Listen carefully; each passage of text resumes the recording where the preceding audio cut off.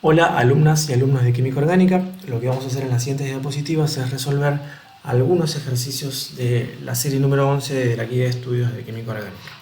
Vamos a comenzar con el problema 6, que nos pide proponer las condiciones y escribir los mecanismos detallados para un conjunto de reacciones que vamos a ir viendo. No vamos a resolver todos los ítems de este problema, sí la gran mayoría, y básicamente en todas estas reacciones que veamos del problema 6 vamos a ver que siempre se va a producir lo que se conoce como alquilación al carbono alfa de un compuesto carbonílico, es decir, agregarle una cadena carbonada mediante la unión a un carbono alfa de un compuesto carbonílico. Esa alquilación básicamente consistía en generar un enolato. ¿Sí? Yo tengo un compuesto carbonílico, le agrego una cierta base que abstrae un hidrógeno alfa, genera un enolato y ese enolato actúa como nucleófilo y ataca al electrófilo, que sería el carbono del halogenuro alquilo que une al halógeno. ¿Sí? Ahora vamos a ver bien el mecanismo para que recuerden, pero básicamente siempre va a ser la incorporación de una cadena alquílica a el compuesto carbonílico en la posición alfa, ¿sí? de ese compuesto carbonílico. Entonces, fíjense el problema I. Tenemos una acetona que es asimétrica. ¿Por qué asimétrica? Porque tiene unido dos grupos R distintos, ¿sí? Tenemos un metilo de este lado y un etilo de este. Eso recuerden que nos va a importar en el caso de que queramos generar un enolato en alguna posición determinada, ya sea en este carbono alfa o en este carbono alfa, ¿sí? Tenemos dos en este caso. Y fíjense que como producto obtenemos esta acetona simétrica, ¿sí? Ahora tenemos una cadena alquílica exactamente igual, unida a ese carbono carbonílico. ¿Cuál es la diferencia entre el reactivo y el producto? Bueno, básicamente que de este lado de la cadena se incorporó un grupo metilo, un carbono más. Esa es la diferencia, fíjense, entre esta estructura y esta. Entonces, eso me está indicando de que esta alquilación en el carbono alfa se hizo de este lado del compuesto carbonílico. O sea, del lado menos sustituido, ¿sí? ¿Y cómo favorezco esta reacción? ¿De qué forma yo puedo favorecer que ocurra esta reacción? Que es justamente lo que me pide, las condiciones para que esta reacción ocurra. Bueno, cuando yo quiero generar un enolato del lado menos sustituido, lo que voy a buscar es algún tipo de base fuerte, siempre fuerte, que tenga la capacidad de abstraer un hidrógeno alfa, pero que sea muy voluminoso, que tenga mucho impedimento para abstraer un hidrógeno del lado más sustituido, como es este de acá. Y generalmente la base que usamos para hacer ese tipo de enolatos, que llamamos enolatos cinéticos, ¿sí? Porque con mayor velocidad va a abstraer este hidrógeno respecto a este por una cuestión estérica. Las condiciones que usamos son LDA, ¿sí? THF sería el solvente en el cual se encuentra, y temperaturas muy bajas, menos 78 grados centígrados, para justamente favorecer ese enolato cinético respecto al termodinámico, ¿sí? Esas condiciones son muy importantes para poder generar el enolato, y después, como queremos incorporar un grupo metilo a la cadena carbonada, básicamente lo que vamos a usar como reactivo, que va a actuar como electrófilo y va a sufrir el ataque del enolato, que dijimos que era el nucleófilo, va a ser el bromuro de metilo. Entonces veamos cómo sería el mecanismo de reacción para esta reacción en particular. Tenemos, en primer lugar, fíjense, la acetona, donde se va a abstraer mediante el LDA, que es la base que elegimos para generar el enolato cinético, se le va a abstraer un hidrógeno alfa al carbono menos sustituido, ¿sí? Eso va a dar lugar al enolato cinético, que está representado mediante estas dos estructuras, ¿sí? Una vez generado el enolato, que dijimos que iba a actuar como nucleófilo, fíjense, tenemos una carga negativa localizada sobre el carbono alfa, ¿sí? Lo que va a ocurrir acá es que entra en juego el halogenuro alquilo, que es el electrófilo, y ese nucleófilo, ese enolato, va a atacar al carbono electrofílico, ¿sí? Se va a producir la salida del ion bromuro y por ende se va a generar la alquilación en el carbono alfa. ¿Está bien? Ese sería el mecanismo. Es un mecanismo simple, Lo importante acá es saber elegir bien las condiciones de reacción.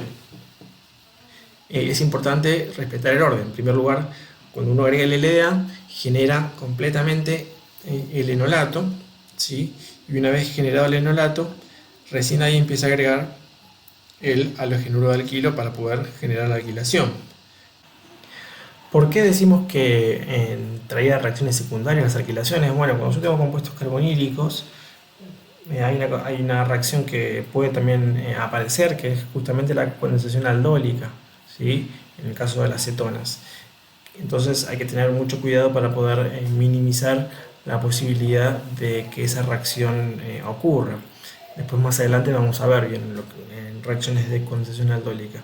Una de las formas de minimizar justamente ese tipo de reacciones es usar una base tan fuerte que abstraiga completamente al hidrógeno alfa del compuesto carbonílico, entonces no haya un equilibrio entre la acetona y el enolato, sino que tenga todo desplazado al enolato para que eso no pueda atacar al carbono carbonílico de una acetona, ¿sí? Después van a entender un poco mejor esa idea, pero recuerden, una forma entonces de minimizar reacciones secundarias es usar una base tan fuerte que pueda desplorar completamente al hidrógeno alfa de un compuesto carbonílico. Fíjense esta segunda reacción del problema 6. Nuevamente tenemos una acetona simétrica en este caso, ¿sí? Eso nos va a indicar, recuerden siempre cuando tengan una acetona cinética, que no hay un problema de competencia entre el enolato cinético y termodinámico. Va a dar lo mismo de qué lado abstrae un hidrógeno alfa. Entonces ahí la elección de una base voluminosa para que se favorezca la abstracción del menos impedido, más impedido, eso ya no va a estar en juego.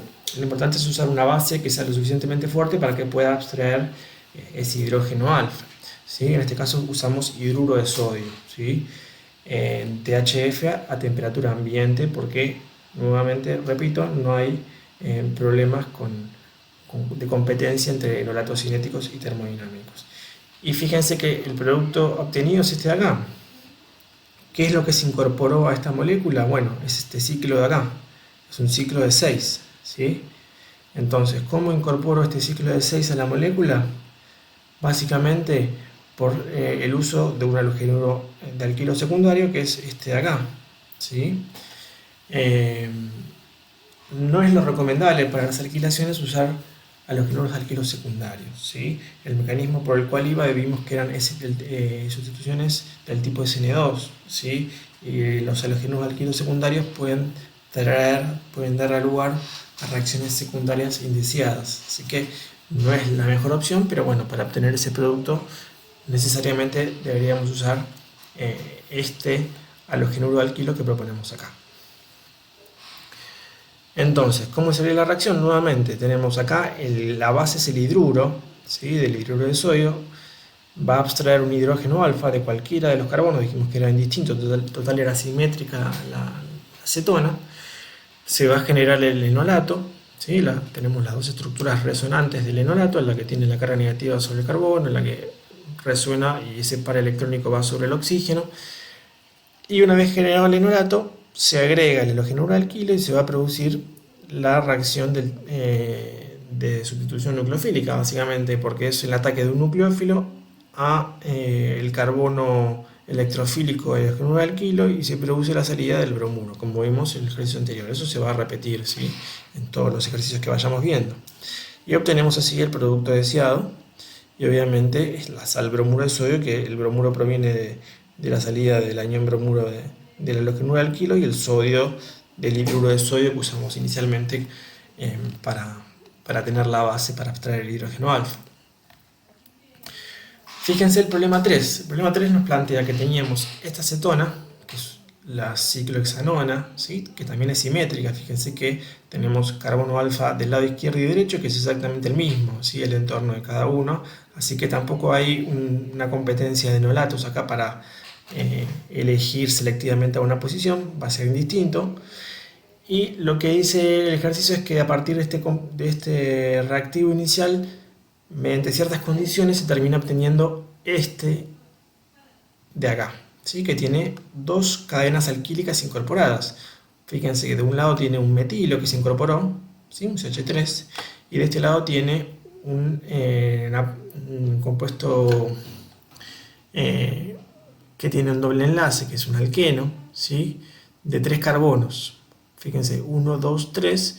Esta cadena alquílica se incorporó de este lado de el ciclo. Entonces tenemos que ver de qué forma uno puede obtener ese producto y evitar, por ejemplo, que las dos cadenas alquílicas que yo incorporo se incorporen en la misma posición, porque eso me daría otro producto distinto. Si yo veo que tengo el metilo y este alqueno sobre el mismo carbono, claramente el procedimiento que elegí de la reacción fue erróneo. Entonces tenemos que ver cómo hago para alquilar una posición de la acetona y luego la otra, ¿sí? De carbono alfa. Entonces, esto lo vamos a hacer en una serie de pasos. Primer paso, como partimos de una acetona simétrica, usamos una base bastante fuerte como es el hidruro de sodio, que me lo puede abstraer de forma completa al hidrógeno alfa, cualquiera de los dos, THF, ¿sí? Temperatura ambiente, y metemos la primera cadena alquílica que proviene de este compuesto, de este halogenuro alquilo, ¿sí? Eso lo que va a hacer es incorporar a la primera cadena al ciclo, ¿sí? Ahora nos faltaría incorporar la segunda, pero ahora fíjense que la acetona que tenemos como intermediario ya no es simétrica, ¿sí? Entonces nosotros queremos incorporar una segunda cadena, que es un grupo metilo, al carbono alfa menos impedido, que es este de acá, no a este carbono, ¿sí? Entonces, ¿cómo hago para favorecer que la segunda alquilación sea en este carbono y no en este? Bueno, básicamente, nuevamente tenemos que buscar condiciones que favorezcan el enolato cinético, es decir, la abstracción de un hidrógeno alfa en el carbono menos impedido, menos sustituido. Y la forma de hacer eso, como dijimos en el ejercicio anterior, es usar, en el primer ejercicio, no en el anterior, es usar LDA como base, que es una base muy impedida en THF, menos 78 grados centígrados, para favorecer el enolato cinético. Recuerden que si yo trabajo a temperatura ambiente, aunque use LDA, si eso lo dejo un tiempo largo, puede llegar a tender a formar el enolato termodinámico. Inicialmente yo puedo generar el enolato cinético por una cuestión de rapidez y le LDA va a abstraer el hidrógeno del lado menos sustituido, pero si uno lo deja a temperatura ambiente, eso va por ahí a tender a ir al enolato más estable, que es el enolato termodinámico. Entonces, para evitar eso, trabajamos a menos 78 grados para que no haya posibilidad de que se alcance un equilibrio. Una vez generado el enolato en el carbono menos sustituido, ahí sí vamos a agregar la otra cadena alquílica mediante un halogenuro alquilo, que es el bromuro de metilo, ¿sí? Siempre el halogenuro alquilo uno lo elige de acuerdo a el largo y la forma de la cadena alquílica que uno quiere incorporar al compuesto carbonílico. Veamos el mecanismo. Entonces, primero vamos a dar el primer paso. Dijimos que usábamos hidruro de sodio como base, ya que no hay una competencia de enolatos. Abstraemos un hidrógeno alfa, se genera las estructuras resonantes del enolato, que actúa como nucleófilo, ataca al carbono electrofílico del halogenuro alquilo y se incorpora entonces la primera cadena alquílica. Una vez generado este compuesto carbonílico, lo que hacemos es usar LDA para poder abstraer el hidrógeno del carbono menos impedido, que es este de acá, y generamos un nuevo enolato, ¿sí? Tenemos las dos estructuras del enolato, que sería esta de acá y esta de acá, y ese enolato actúa como nucleófilo y ataca al carbono electrofílico de, en este caso, el bromuro de metilo, que es la segunda cadena que se incorpora. Y así tenemos un metilo de un lado de la acetona y la otra cadena alquílica del otro lado de la acetona, ¿sí? Si hubiéramos querido incorporar dos cadenas en la misma posición de carbono alfa, o sea, tener esta cadena que vemos acá arriba y el metilo también sobre esta posición, lo que deberíamos haber hecho es, en el segundo paso, usar condiciones que favorezcan el enolato termodinámico, o sea, que se genere el enolato del lado más sustituido. Eso podemos usar ya sea hidruro de sodio, o podemos usar algún alcoxio por ahí también, que nos permita generar el enolato del lado más sustituido, pero sí claramente evitar el LDA y temperaturas bajas para que no se favorezca el cinético, ¿sí? Entonces tienen que ir pensando de acuerdo a lo que quieran obtener, cómo ir jugando con qué tipo de enolato genero para alquilar preferentemente alguna posición frente a otra. Ahora, ¿este producto va a ser único? No, posiblemente no. Siempre dijimos que este tipo de reacciones traen problemas y dan reacciones secundarias, ¿sí? Pero uno las puede minimizar de alguna forma, esas reacciones secundarias. Vamos con el problema, problema 6, ítem 4.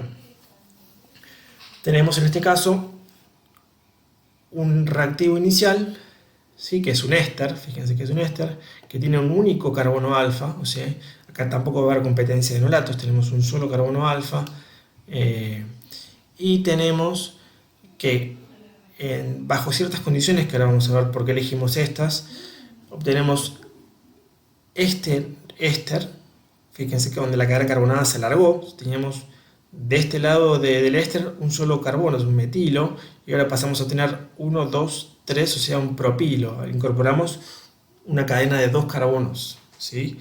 Hay que ver de qué forma.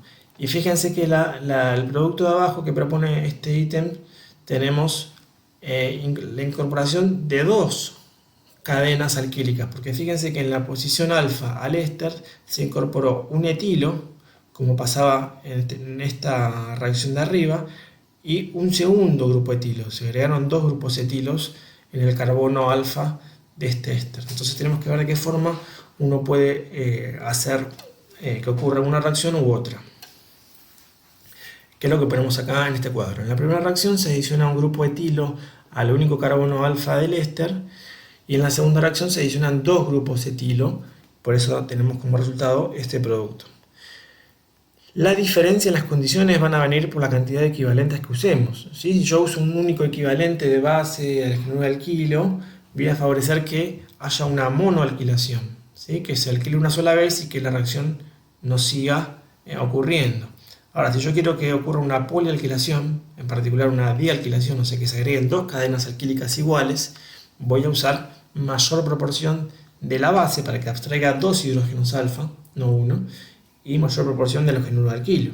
¿Se entiende? Esa es la idea, la gran diferencia. Fíjense, en ambos casos usé LDA para asegurarme que abstraiga completamente el hidrógeno alfa. Podría haber usado otra base. Acá no hay un tema, dijimos, cinético o termodinámico, porque hay un único tipo de carbono alfa, pero elegí esas condiciones. Y como quiero incorporar en la primera reacción, dijimos, un grupo etilo, o sea, quiero sumarle 2 carbonos más, lo incorporo mediante el uso del bromuro de etilo, ¿sí? Que como sabemos que esto nos va a incorporar una cadena de 2 carbonos a mi estructura original. Y la segunda reacción, fíjense que uso lo mismo, el LDA y el halogenuro de alquilo. La gran diferencia es que uso 2 equivalentes de base, ¿sí? Y mayor cantidad de halogenuro de alquilo. Yo no lo puse, pero podrían poner que usamos al menos 2 equivalentes respecto a cada unidad que tengamos de éster para poder asegurarnos que haya una dialquilación.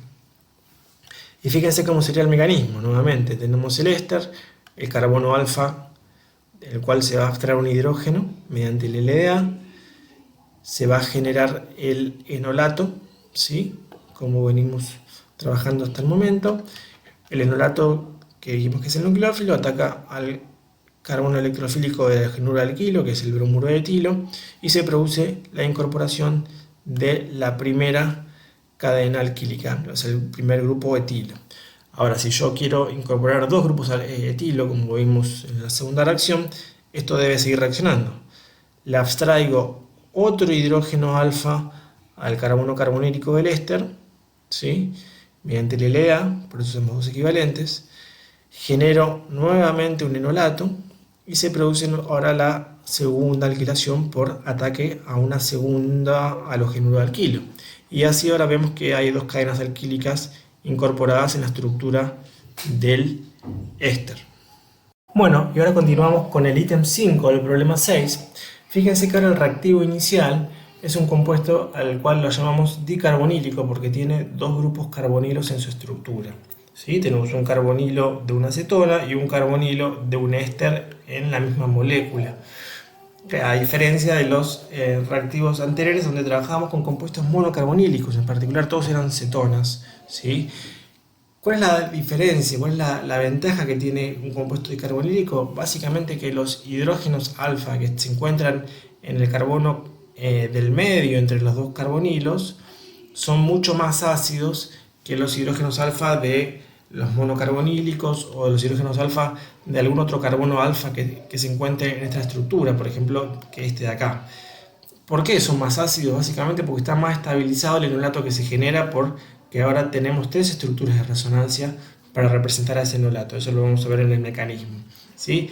Los hidrógenos alfa que se encuentran entre medio de dos carbonilos pueden tener pKa de 10, 11, 12, cuando los hidrógenos alfa de compuestos monocarbonílicos tenían pKa de 19, 20, 18. Hay una gran diferencia en órdenes y eso justamente lo hace particularmente especial este tipo de compuestos dicarbonílicos. Y acá ya no vamos a hacer tanto foco en si se genera un enolato termodinámico o cinético, sino que siempre que usemos una base relativamente fuerte, nos va a abstraer el hidrógeno que es más ácido, ¿sí? Que es el del medio de los dos carbonilos. ¿Está bien? No tenemos que ver cuál de los dos va a abstraer. Generalmente va a estar la preferencia en la abstracción del hidrógeno que sea más ácido, por ende los que se encuentran en el medio entre los dos grupos carbonilos. Y fíjense que ahora, y ahora hacemos foco en el producto que se obtiene y cómo lo obtenemos, pero fíjense que la base que usamos, ese tóxido de sodio, que es una base bastante más débil, entre comillas, es bastante fuerte, pero bastante más débil que por ejemplo el LDA o el hidruro de sodio que usamos anteriormente, ¿sí? Con el tóxido de sodio ya nos alcanzaría para poder abstraer ese hidrógeno debido a la mayor acidez que tienen, como dije recién, estos hidrógenos alfa. Entonces partimos de este compuesto dicarbonílico y obtenemos este compuesto dicarbonílico. ¿Cuál es la diferencia? Fíjense que en el carbono alfa, justamente el cual marcamos que era particularmente ácido, los hidrógenos de ese carbono, se adicionan dos cadenas alquílicas. Fíjense, un grupo metilo y un segundo grupo metilo. O sea, dos grupos metilos se incorporan a esa cadena carbonada.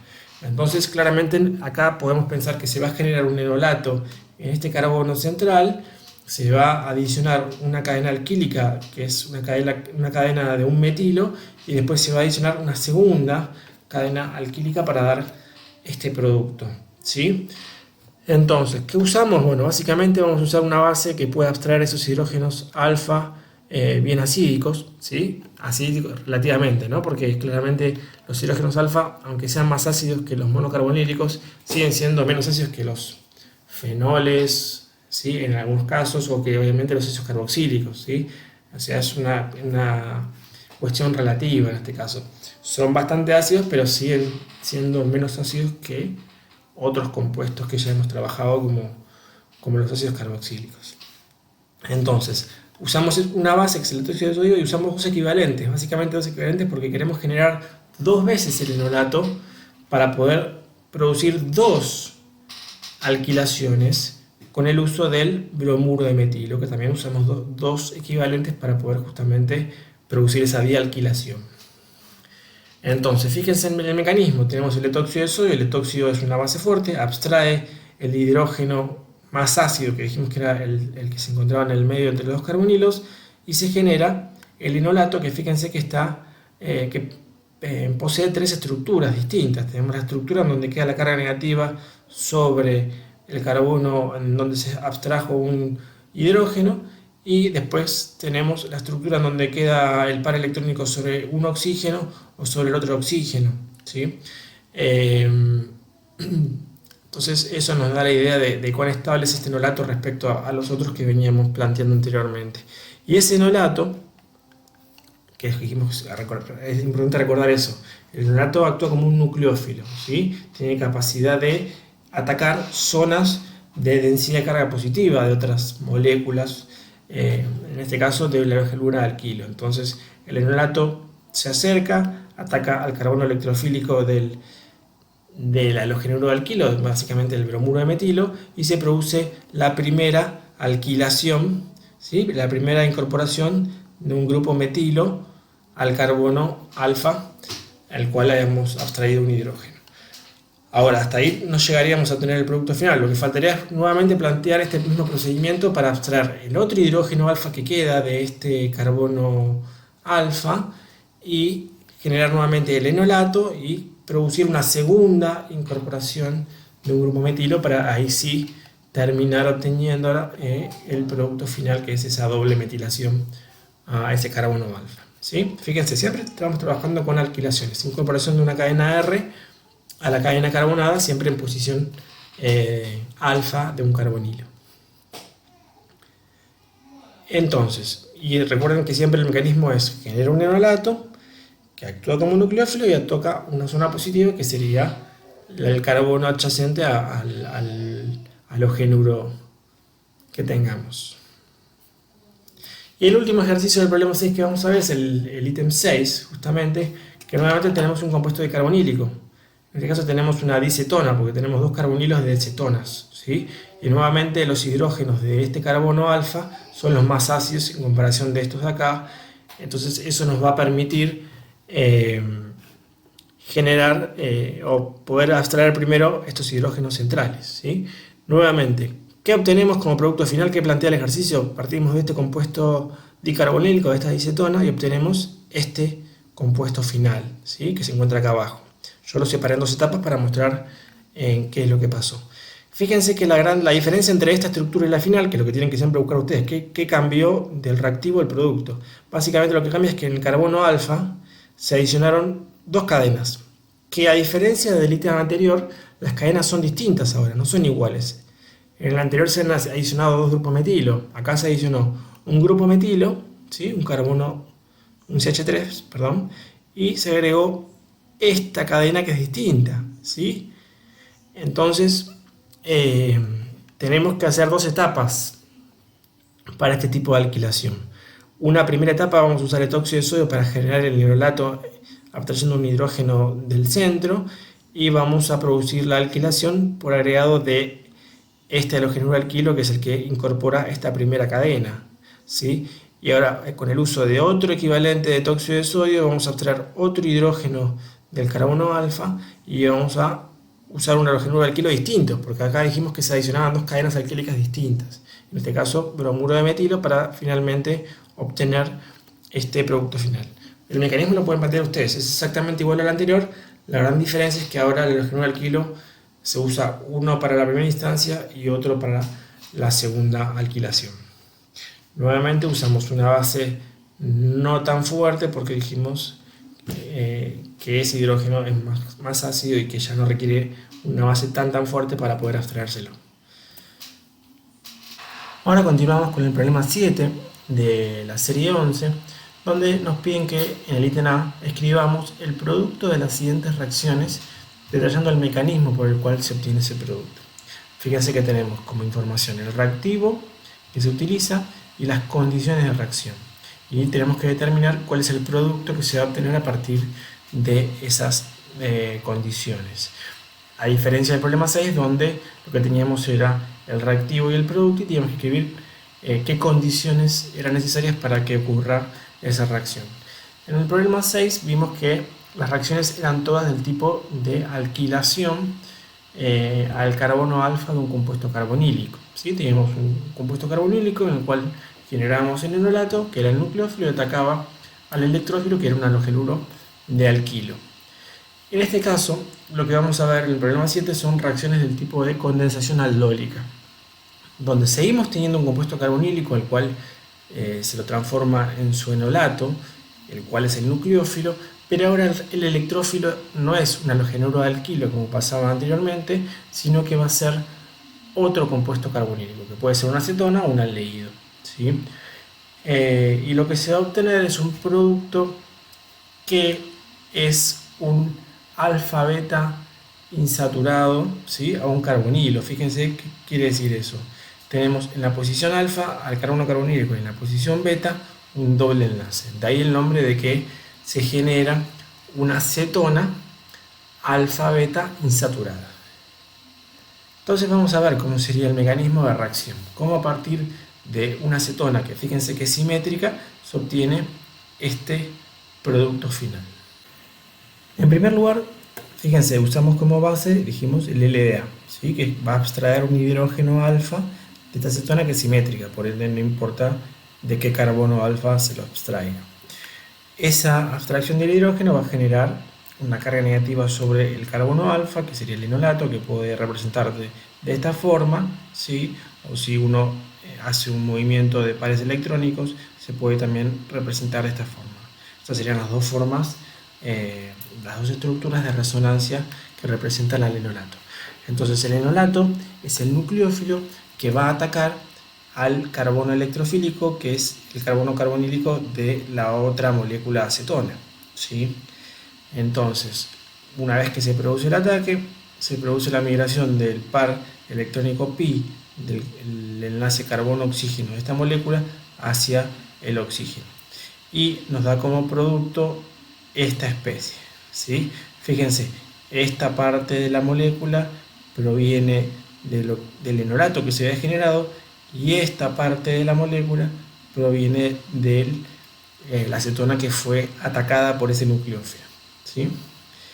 Y que se genera esta especie que tiene un ion alcoxígeno, un oxígeno sin el protón, y el medio, que puede ser agua, ¿sí? O el solvente práctico que tengamos, le provee un protón a ese ion alcoxígeno para generar lo que conocemos con el nombre de beta hidroxicetona. ¿Por qué beta hidroxicetona? Tenemos un grupo oxidrilo en la posición beta respecto al carbono carbonílico de la acetona. Esta especie, que es la beta hidroxiacetona, es bastante inestable, ¿sí? Este primer paso en el cual generamos un enolato y se generó el ataque nucleofílico al carbonilo, ¿sí? Como si fuera una adición nucleofílica que ya hemos visto cuando estudiamos aldehídos y cetonas. Ese primer paso se conoce con el nombre de adición aldólica, ¿sí? El tema es que la adición aldólica da un producto que es inestable, que es la beta hidroxicetona, que tiende a eliminar a ese grupo oxidrilo que está en la posición beta, ¿sí? Y esa eliminación del grupo oxidrilo da como lugar un producto conjugado que es justamente la acetona alfa-beta insaturada, ¿sí? En general, cuando quedan enlaces dobles conjugados, uno le asocia una mayor estabilidad a ese producto, ¿sí? Cuanto mayor conjugación hay en un producto, eso es más estable. Entonces, esta eliminación del oxidrilo está favorecida, digamos, por ese producto de menor energía que uno puede obtener, ¿sí? Generalmente eso ocurre de forma digamos, espontánea. En las condiciones de reacción alcanza para que ya directamente se obtenga la acetona alfa-beta insaturada. En algunos casos uno puede ayudar a esa eliminación del oxidrilo usando un medio ácido y calentando para que esto se vaya, en vez de como oxidrilo, se vaya como agua. Entonces favorecemos aún más que ocurra esa eliminación para generar este producto alfa-beta insaturado, ¿sí? Pero esa es la idea de la condensación aldólica.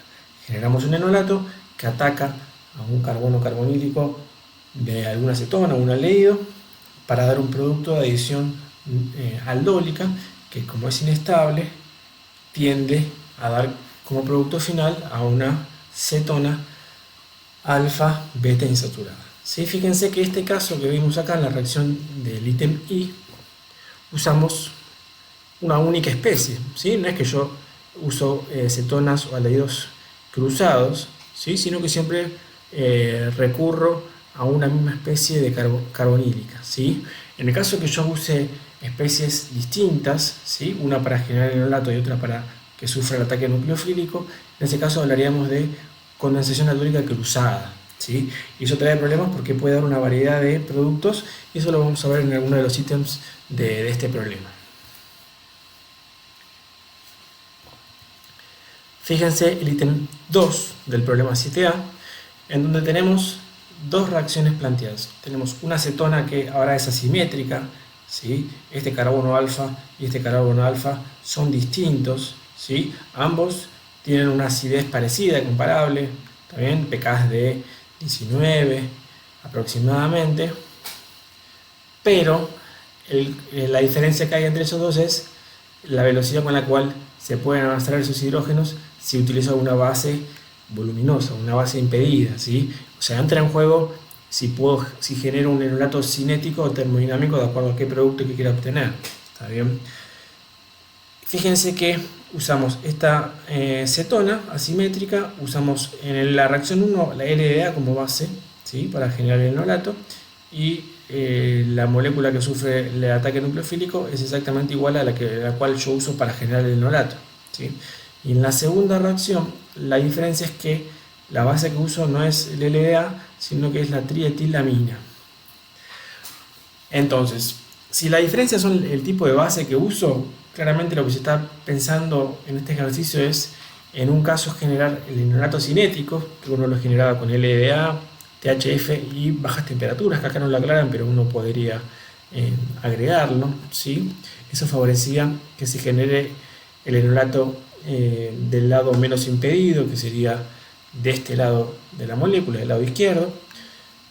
Y la trietilamina favorece los enolatos termodinámicos, ¿sí? O sea, los enolatos que son más estables, que son generalmente los de lados más sustituidos. Entonces, favoreceríamos que se genere el enolato en este carbono alfa.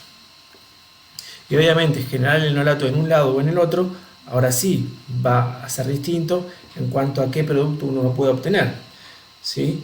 Entonces, fíjense que si yo genero el enolato de un lado, o sea, del lado menos impedido, genero este producto que sigue siendo alfa-beta insaturado a una cetona, ¿sí?, que es lo que uno observa siempre en una condensación aldólica.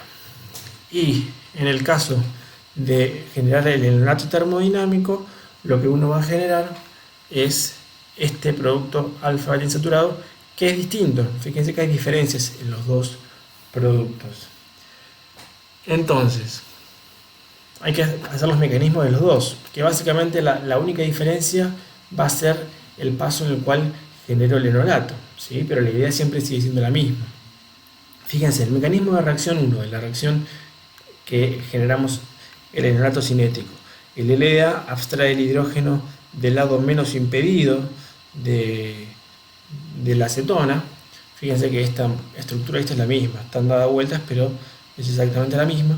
Abstraigo un hidrógeno del lado menos impedido y genero el enolato que llamamos cinético. Una vez generado ese enolato cinético, que es el nucleófilo, va a atacar al carbono carbonílico de otra molécula de cetona, ¿sí? Va a haber un traslado del par electrónico del enlace pi hacia el oxígeno y se va a generar nuevamente esta especie que va a ser protonada por el medio para generar la beta hidroxicetona. ¿Sí? Tienen que ver bien dónde está la conexión, ¿sí? Fíjense que este enlace que aparece acá es el que conecta al nucleófilo con el electrófilo. El electrófilo es este carbono, que era el carbono carbonílico de la molécula de cetona, ¿sí? Y el enolato estaba formado acá, este carbono acá. Este sería la unión nueva que hay por esa reacción química. Entonces generamos la beta hidroxicetona, que dijimos que era inestable, y que si hay alguna base dando en el medio, que puede ser la base conjugada de la que le provee protones al alcóxido, se abstrae un hidrógeno alfa y se produce una eliminación del oxidrilo para generar finalmente algo que está, dijimos, favorecido porque generamos conjugación entre enlaces dobles, la cetona alfa-beta insaturada, ¿sí? Esto sería para la reacción 1, y para la reacción 2 va a ser exactamente lo mismo, nada más que fíjense que ahora la trietilamina, que es esta base de acá, ¿sí?, va a favorecer los enolatos termodinámicos, ¿sí? Las aminas generalmente las usamos para abstraer hidrógenos y favorecer enolatos termodinámicos. La amina no es una gran base, ¿sí? No es, claramente la LDA es mucho mejor base que la trietilamina, pero a veces en las condiciones aldólicas no es necesario que se desprotone completamente el hidrógeno alfa, sino que ya con que haya algo de enolato dando vueltas, ya eso activa la reacción para que se lleve a cabo la condensación aldólica, ¿sí? En las alquilaciones, que era lo que vimos en el problema anterior, sí es más importante que vaya todo a enolato, que se abstraiga completamente el hidrógeno alfa y que no haya nada dando vueltas de la acetona en la cual yo partí, porque eso puede dar reacciones secundarias. Acá no es tan problemático que haya un equilibrio. Entonces tenemos el enolato termodinámico, que nuevamente el carbono alfa, donde se generó el enolato, va a atacar al carbono carbonílico de otra molécula de cetona, ¿sí? Se produce la adición aldólica, ¿sí? La adición nucleofílica que tiene nombre de aldólica en este caso. Se produce la protonación del alcohóxido, se genera la beta-hidroxicetona que dijimos que era inestable y termina eliminándose el oxirilo en la posición beta para dar la cetona alfa-beta insaturada. Fíjense que después el mecanismo se empieza a repetir, no hay muchas diferencias entre una y otra. ¿Sí? Recuerden que si uno quería favorecer este último paso, se puede agregar como un tercer ítem, como un tercer paso en la reacción, usar un medio ácido, usar calor para que esa reacción esté todavía más favorecida hacia la formación de la alfa-beta insaturada. Fíjense el ítem 3. Acá tenemos un compuesto dicarbonílico, ¿sí? A diferencia de los anteriores dos que hicimos que eran monocarbonílicos, tenemos un compuesto dicarbonílico. Pero fíjense que esos compuestos dicarbonílicos no están en una distancia 1,3, como hemos visto en el problema 6, ¿sí? Entonces acá no hay una cuestión de mayor acidez de los hidrógenos alfas en este carbono o en este carbono, ¿sí? En general el comportamiento que van a tener respecto a la acidez va a ser parecida a la que son la de los monocarbonílicos, ¿sí? Así que en ese caso no tenemos grandes diferencias, pero es una única molécula que contiene dos grupos carbonilos. Y tenemos de vuelta un medio básico que es el hidróxido de sodio usando como solvente THF. Y fíjense qué pasó acá, se formó un ciclo de 5, ¿sí? Un anillo de 5 y sigue siendo un producto alfa, beta insaturado respecto al carbonilo, ¿no? Entonces, digamos, tiene la misma forma que los anteriores, nada más que una ciclación. Seguimos teniendo una concentración aldólica, pero ya no es intermolecular, ya no es entre dos moléculas distintos. No genero el enolato en una molécula y ese enolato ataca a otra molécula para dar el producto de condensación aldólica, sino que lo que va a ocurrir es una condensación aldólica intramolecular. Dentro de la misma molécula se va a producir el enolato que va a atacar al otro carbono carbonílico para generar el producto de condensación aldólica que da siempre productos anillados, ¿sí? Generalmente de 5 carbonos o 6 carbonos que son los más estables, ¿sí? Rara vez uno va a encontrar productos de 3 carbonos o 7, son en ciclos que ya son más inestables, por lo general forman ciclos de 5 o 6 carbonos. Entonces recuerden, cuando vean una molécula dicarbonílica con ciertas distancias entre los dos carbonilos, que ahora vamos a dar unas reglitas para que las usen como referencia, eso en medio básico puede dar condensaciones aldólicas intramoleculares, ¿sí? Ya sean una dicetona, ya sea un dialdehído. Entonces, ¿cuáles son las reglas que tienen que saber para tener una idea? Fíjense lo que ponemos en el cuadrito de acá. Si tengo una molécula que es una dicetona, como es este caso, y la distancia entre esos carbonilos es 1,4 o 1,6, ¿qué quiere decir? Que si yo cuento de este carbonilo al otro carbonilo, la distancia va a ser de 4, o sea, 1, 2, 3, 4. Fíjense que esta es una dicetona 1,4. O si fuera 1,6 lo mismo. Es posible que en medio básico se formen anillos de 5 carbonos como resultado de la condensación aldólica intramolecular.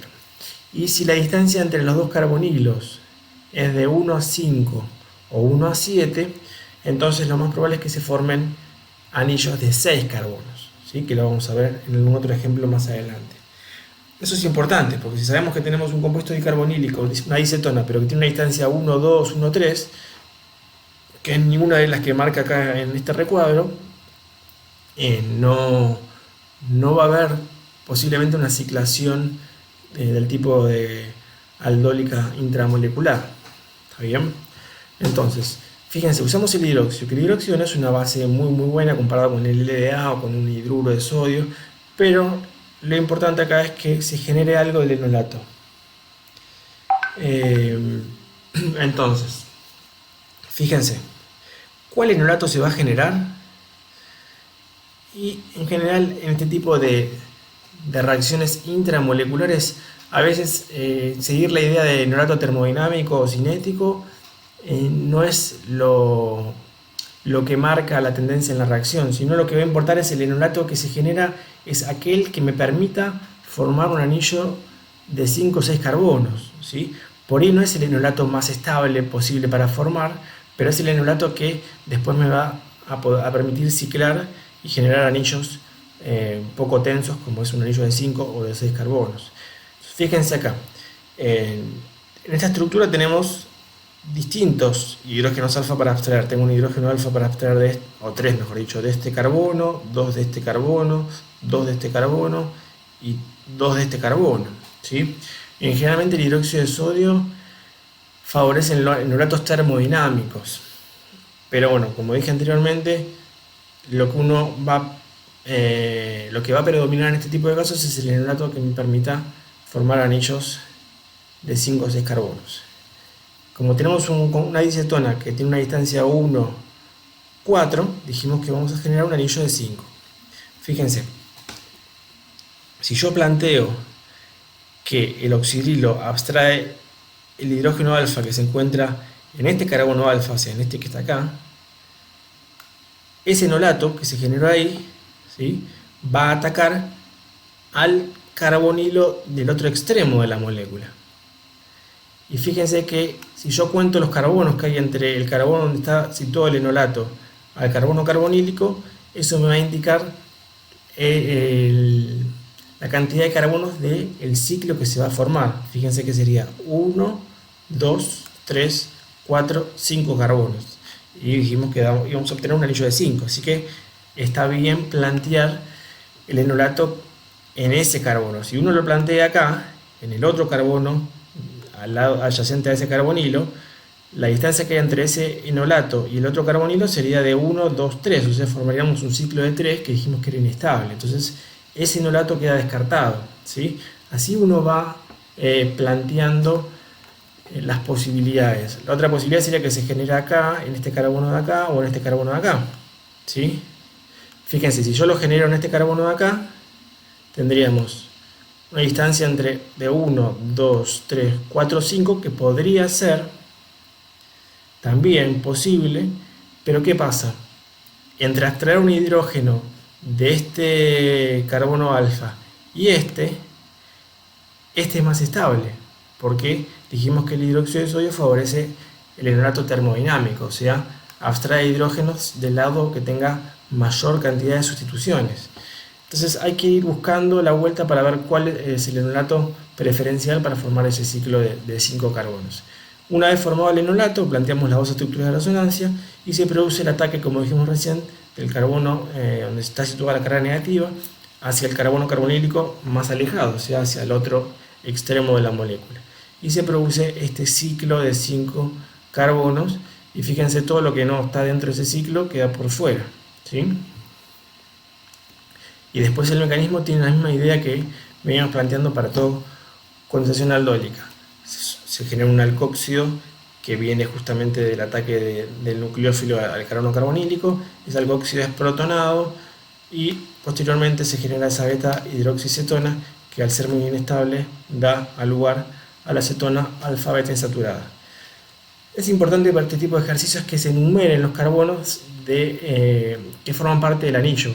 Sabemos que el enolato lo vamos a llamar carbono 1, el que le sigue carbono 2, este carbono 3, este de acá carbono 4 y el otro carbonilo carbono 5, así que esa numeración la respetamos para formar el anillo y para no perdernos después en todas las cosas que no están dentro del ciclo, ¿sí? Sabemos que en el carbono 1 va a haber un metilo que quedó por fuera y en el carbono 5 va a haber otro metilo que quedó por fuera. Eso nos va a dar una referencia para poder armar y no equivocarnos en lo que es el producto final. Es cuestión de práctica. Cualquier duda que tengan nos van preguntando. Y fíjense que acá en el problema 7A5 tenemos algo similar.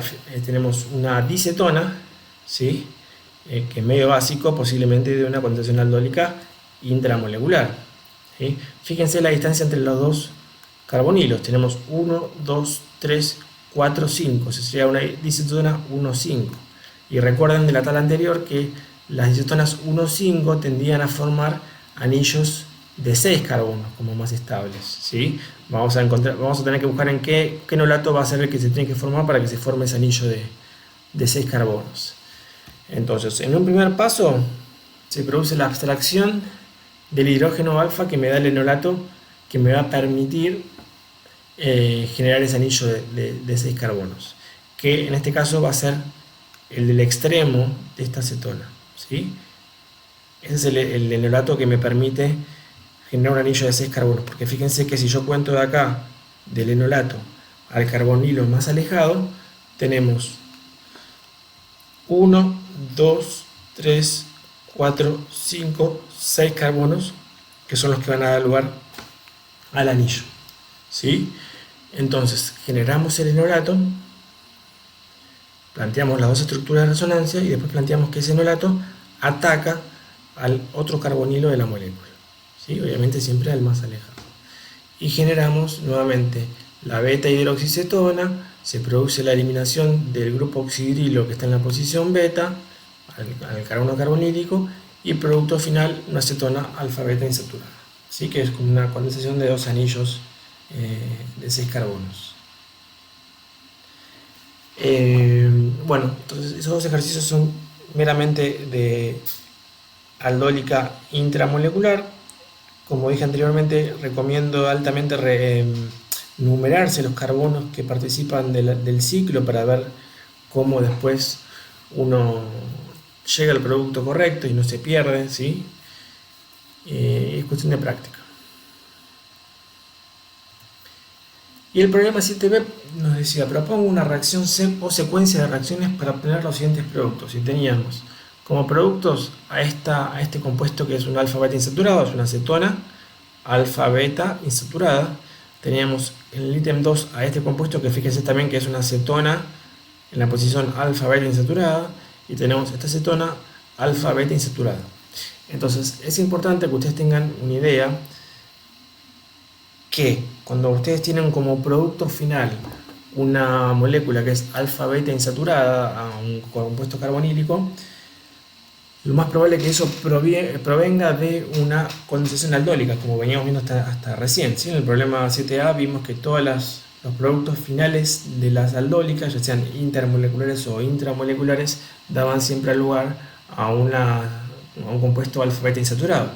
Entonces, si ustedes tienen como producto un compuesto alfa beta insaturado, tienen que sospechar de que eso viene de una aldólica, ¿sí? Y lo que tienen que hacer es un análisis retrosintético. ¿Qué quiere decir eso? Básicamente, pensar la síntesis para atrás, ¿sí? ¿Cómo llegué a ese producto? ¿De qué forma? ¿Qué reactivos tengo que usar de partida para poder obtener a ese producto final, a esa alfa beta insaturada? Entonces, ¿cómo hacemos esa deducción? Bueno, tienen que recordar que cuando uno obtenía el producto alfa beta insaturado, ¿sí? En una condensación aldólica, previamente habíamos obtenido un producto que llamábamos beta hidroxicetona, ¿sí? Que teníamos en la posición beta a ese carbonilo un grupo oxidrilo. Entonces, si yo me fijo, tengo el carbono carbonílico de la acetona acá, en la posición alfa no, en la posición beta tenía un oxidrilo. Entonces lo que hacen es dibujar la molécula donde en la posición beta van a tener un oxidrilo, ¿sí? Y no el doble enlace que se genera cuando uno de esta beta hidroxicetona llegaba a la acetona alfa beta insaturada. Fíjense que en todos hago lo mismo, ¿sí? En todos en la posición alfa, en la posición beta, saco el doble enlace y le dibujo un grupo oxidrilo, sabiendo que este es el producto precursor al producto final, que es la acetona alfa beta insaturada. Una vez que uno tiene la beta hidroxicetona, lo que uno tiene que tener claro es que el enlace que se produce para generar la adición aldólica es entre el carbono alfa al carbonilo y el carbono carbonílico de otra molécula. Entonces el corte para poder darse cuenta de dónde viene, de qué acetonas combinadas obtuvo ese producto alfa beta insaturado, básicamente tienen que cortar el enlace alfa beta, ¿sí? Recuerden eso, es importante. Recuerden que la aldólica es un ataque de un enolato, o sea, de un carbono alfa, de un carbonilo, a un carbono carbonílico de otra cetona o un aldehído. Entonces, el corte que tienen que hacer para poder darse cuenta de qué moléculas proviene esa condensación aldólica es entre alfa al carbonilo y beta al carbonilo, ¿sí? Y fíjense que ahí podemos determinar de qué moléculas proviene o de qué reactivos tengo que partir para poder obtener a esa cetona alfa-beta insaturada, ¿sí? Entonces yo hago el corte acá y sabemos que uno viene de esa cetona cíclica de 5 carbonos y la otra molécula, que es la que sufre el ataque nucleofílico del enolato, también necesariamente es una cetona de 5 carbonos, ¿sí? Porque este grupo oxidrilo antes del ataque era un carbonilo que sufrió una adición del enolato. Entonces uno deduce que la beta-hidroxicetona viene de una combinación de dos cetonas que son la pentanona, ¿sí? Es la misma molécula que en una se generó el nucleófilo, que es el enolato, y atacó al carbonilo de la otra y da esta beta-hidroxicetona que después va a parar a la cetona alfa-beta insaturada. Lo mismo para los restantes problemas. Entre la posición alfa al carbonilo y la posición beta al carbonilo, produzco el corte y ahí obtengo la molécula que genera el enolato y la molécula que sufrió el ataque del enolato, convirtiendo a ese grupo oxidrilo en un carbonilo que es el cual iba a sufrir el ataque nucleofílico. Entonces fíjense que nuevamente tanto la molécula donde se genera el enolato como la molécula que sufre el ataque es exactamente la misma, ¿sí? Sería una butanona. Bien. Y el último caso es distinto respecto a el tipo de condensación aldólica. Los dos primeros casos es una aldólica intermolecular, es entre dos moléculas que condensan para dar ese producto final. El último producto planteado, fíjense que si yo hago el mismo procedimiento, saco el doble enlace y en la posición beta pongo el oxidrilo, que era el precursor al producto final, la beta-hidroxicetona. Esa beta-hidroxicetona vino del ataque nucleofílico del carbono alfa al carbonilo, ¿sí? Al carbono que ahora es beta, al carbonilo, ¿sí? Si yo produzco la ruptura ahí y convierto este oxidrilo en un grupo carbonilo, lo que me queda es un ciclo de 6 con un carbonilo y una cadena alquílica en su extremo con un aldehído. Fíjense esto, ¿sí? Entonces, ¿qué pasó acá? En este caso, lo que va a ocurrir es una condensación aldólica intramolecular. Tenemos una dicetona con una separación 1,7. En realidad no es una dicetona, sino que es un dicarbonílico, porque tenemos cetona y aldehído, ¿sí? Fíjense que tenemos la posición 1 del carbonilo, 2, 3, 4, 5, 6, 7 el otro carbonilo.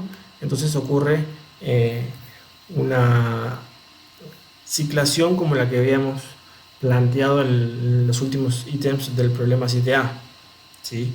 Generamos un enolato que permita formar un anillo de 6 carbonos, que es lo que vemos que ocurre después en el producto final. Bueno, todo lo que es el mecanismo de esa reacción para llegar a ese producto queda para ustedes. Es algo que no pide el ejercicio, pero si quieren ejercitarlo pueden practicar para ver si a partir de esta combinación de cetonas o de este dicarbonílico llegan a esos productos finales planteando una aldólica. Una vez deducido de los reactivos por el cual yo obtenía los productos planteados en este ítem, planteo las condiciones. Tenemos dos unidades de pentanona, una para generar el enolato que después va a atacar a otra molécula exactamente igual y nos va a dar este producto, ¿sí? Tenemos dos unidades de butanona que en hidróxido de sodio nos va a dar ese producto final que es el que obteníamos, y lo mismo para este dicarbonílico. Y en el problema 7c lo que nos planteaban era que escribamos todos los productos posibles para la siguiente reacción. Y lo que tenemos acá, fíjense que hasta ahora no habíamos tenido, es una condensación aldólica cruzada. ¿Por qué cruzada? Porque estamos usando dos cetonas distintas, ¿sí? Una va a funcionar como enolato, o sea, como nucleófilo, y la otra va a sufrir el ataque de ese enolato, ¿sí? El tema es que si yo pongo esos dos reactivos mezclados con la base que abstrae hidrógenos alfa, el enolato se puede generar tanto en esta cetona como en esta cetona, porque ambos tienen hidrógenos alfa para abstraer y los pKa no son muy distintos entre sí para que haya preferencia de uno o de otro. Eso lo que va a generar es una mezcla de productos, porque si yo genero el enolato acá, va a atacar al carbono carbonílico de esta molécula o al carbono carbonílico de una molécula igual, ¿sí? O si yo genero el enolato en esta acetona, lo mismo, puede hacer un ataque hacia una molécula exactamente igual o hacia una acetona distinta, y eso nos va a dar una variedad de productos, que van a ser 4, ¿sí? Fíjense que acá están planteadas las 4 alternativas. Si yo genero el enolato en la pentanona, que es esta de acá, o sea, le abstraigo un hidrógeno al carbono alfa, y ese enolato ataca a una molécula exactamente igual, genero a este producto de condensación, ¿sí? Que en este caso no sería cruzada, pero se puede obtener. Después, si yo al enolato que generé anteriormente, que es la ciclopentanona, en vez de atacar a una molécula igual, ataca a una cetona, que es la acetona justamente, obtengo otro producto. Ahora, si el enolato se generó en este reactivo, tengo otras combinaciones posibles. Si reacciona consigo misma, me da este producto. Si reacciona con la otra acetona, me da este producto. Entonces, son todas las alternativas que uno puede encontrar cuando uno hace la aldólica cruzada. Ese es el problema que tiene de hacer reacciones cruzadas, ¿sí? Que uno no tiene un único producto, sino que obtiene mezcla de productos, y eso es un problema en cuanto a rendimientos. Uno puede de alguna forma evitar que haya mezclas de varios productos y aumentar el rendimiento de alguno en particular. Yo lo que planteo acá es que piensen de qué forma podrían favorecer ya sea la producción de B, que realmente sería una aldólica cruzada, o la producción de D, que sería la otra alternativa de aldólica cruzada, ¿sí? Cuando me pregunto de qué forma, me refiero experimental.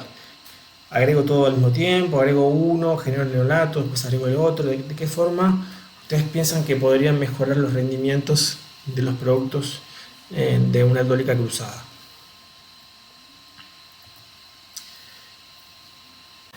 Bueno, ahora continuamos con el problema 8 de la serie 11. Es un problema largo, pero bueno, está asociado a las cosas que vinimos viendo hasta ahora, ¿sí? Hasta ahora vimos en el problema 6 lo que era alquilación al carbono alfa de un compuesto carbonílico, y lo que era el problema 7 vinculado a lo que son las condensaciones aldólicas.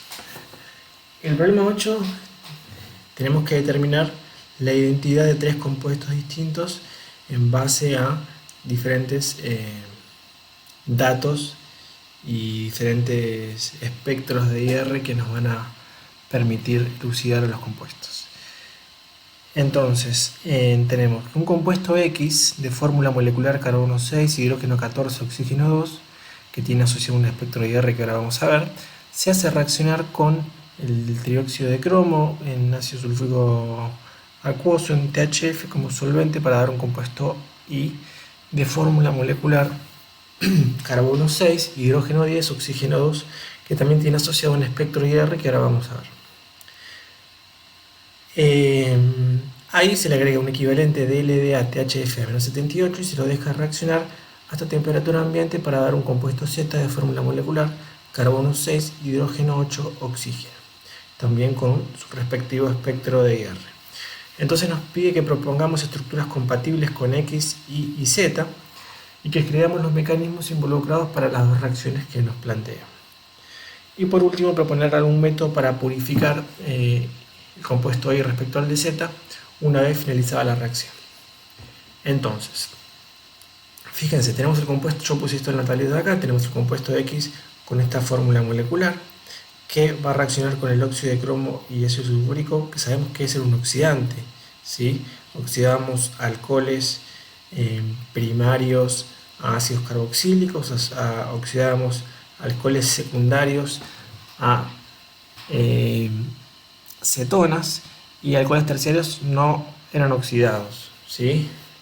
Entonces, eso es una reacción que hemos visto en la primera parte de la materia, pero bueno, ya lo deberían tener incorporado. Sabemos que eso es una mezcla de reactivos utilizada para oxidar alcoholes o compuestos carbonílicos.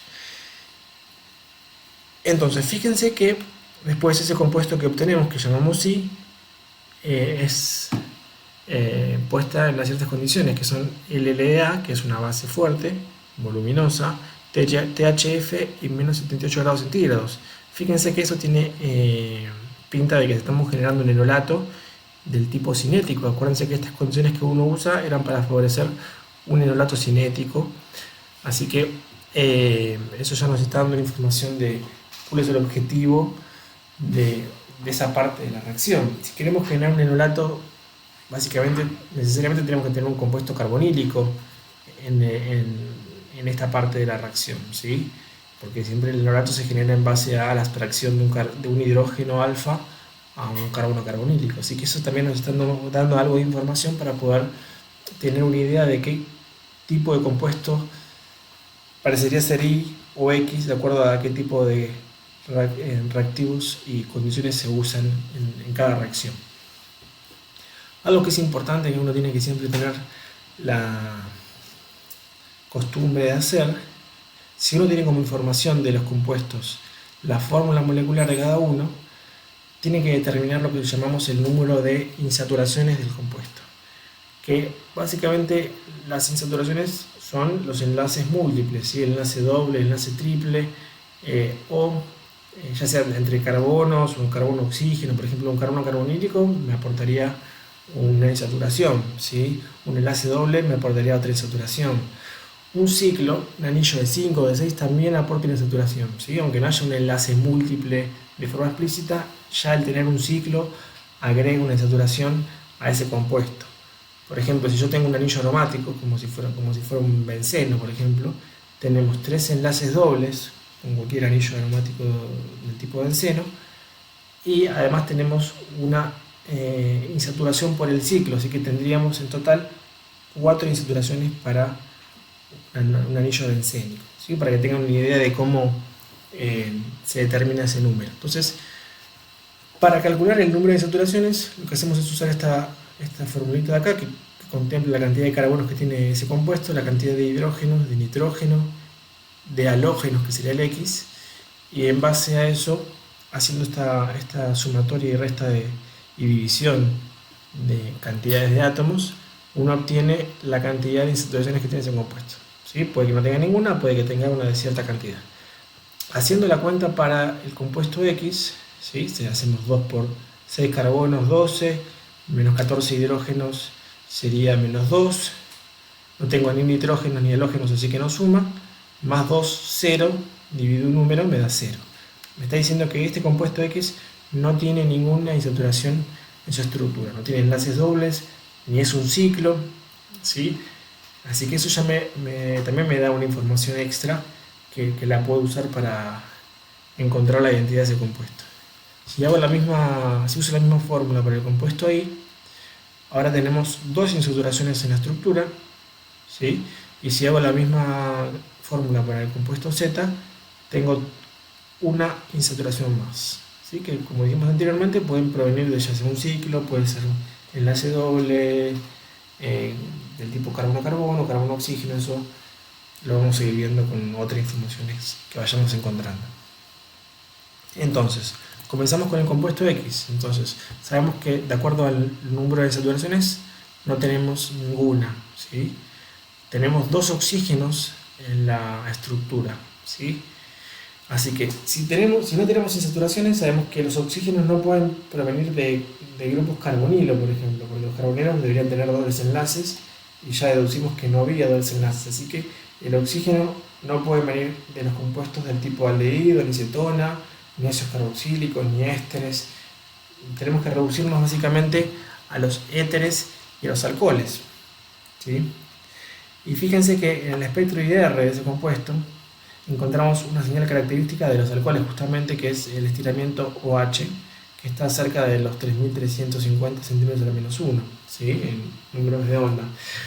Entonces, eso nos está indicando que hay grupos de alcoholes en la estructura de ese compuesto, ¿sí? Y además vimos en la reacción justamente del compuesto X para generar el compuesto Y que usamos con condiciones oxidantes que se usan para los alcoholes, ¿sí? Así que la posibilidad de que sea un éter es muy baja, posiblemente sea un alcohol, y como tenemos 2 oxígenos, sea un diol el que tengamos, ¿sí? 2 alcoholes en la misma estructura. Entonces, a partir de esa información, sabemos que tenemos un diol, una cadena carbonada de 6 carbonos, y sabemos que además esos 6 carbonos tienen que ser una cadena abierta, no puede ser cíclica, no puede ser un anillo de 5 o de 6, ¿Por qué? Dijimos que los ciclos daban insaturaciones a la estructura, ¿sí? Un ciclo me da una insaturación. Nosotros calculamos que no teníamos ninguna insaturación, así que también está descartada la posibilidad que sea un ciclo de 6 carbonos con 2 grupos OH, 2 oxidrilos. ¿Sí? Tienen que ser cadenas abiertas. Y a partir de esa información podemos plantear algunas estructuras compatibles con todo eso que pudimos determinar. Tenemos diferentes dioles, ¿sí? Que lo que van variando es en qué carbonos están conectados esos grupos OH, ¿sí? Podemos tener los OH en los extremos, los OHs contiguos uno al lado del otro, o separados por tantos dos carbonos, un carbono. Hay varias variantes que son compatibles, que dan esta fórmula molecular y que cumplen con estos parámetros que uno podría plantear para X, pero uno va a tener que elegir uno en particular, ¿sí? Que por ahí con esta información sola no lo podríamos hacer, pero si uno sigue analizando los datos que teníamos anteriormente, uno puede descartar algunas posibilidades. Una de las posibilidades que uno puede descartar ya en esta instancia es, si uno mira qué pasa en la reacción inicial. Si yo tengo un diol y lo hago reaccionar con estas condiciones que son bastante fuertes de oxidación, que es el óxido de cromo en sulfúrico, sabemos que los alcoholes primarios iban a parar a los ácidos carboxílicos y los alcoholes secundarios se frenaban en acetonas. Si yo convierto un diol y los dos dioles, o sea, los dos alcoholes son primarios, cuando yo uso estas condiciones oxidantes, voy a convertir a los dioles en ácidos carboxílicos. Y ahí pasaríamos de tener un compuesto con 2 oxígenos a un compuesto con 4 oxígenos, porque los ácidos carboxílicos tienen 2 oxígenos cada grupo carboxílico.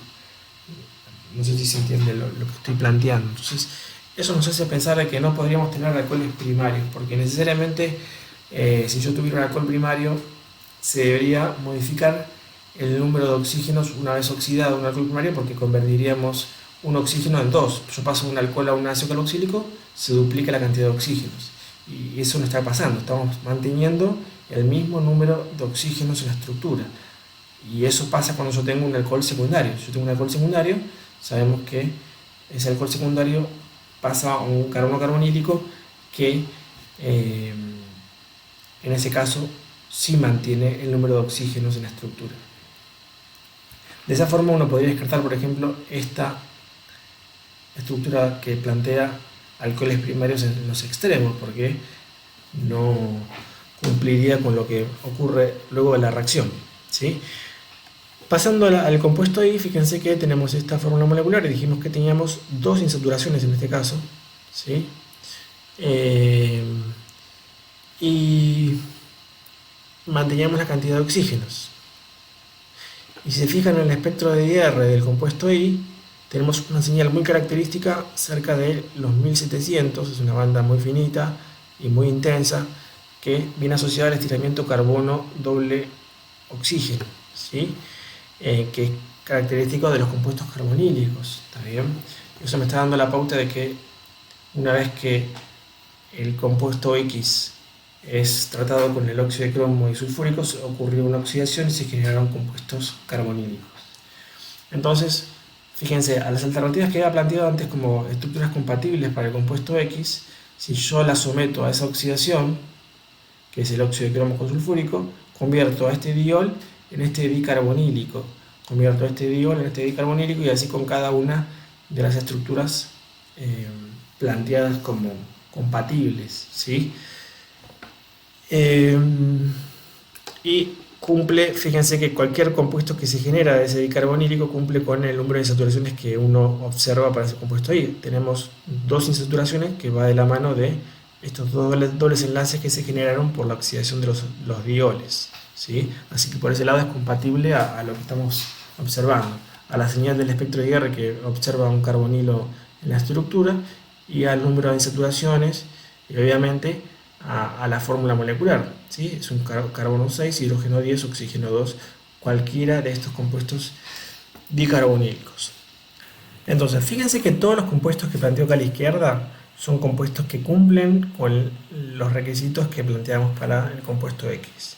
Y todo lo que está acá a la derecha también cumplen con los requisitos planteados para el compuesto Y. Ahora, yo de esos elijo ya cuál es el compuesto Y y por ende cuál es el compuesto X que representan particularmente a esas estructuras.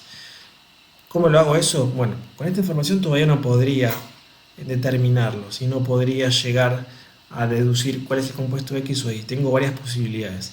Lo que me termina definiendo tanto el compuesto X como el compuesto Y es la última reacción, ¿sí? Que es la reacción que veíamos del compuesto Y reaccionando con LDA para dar un compuesto Z.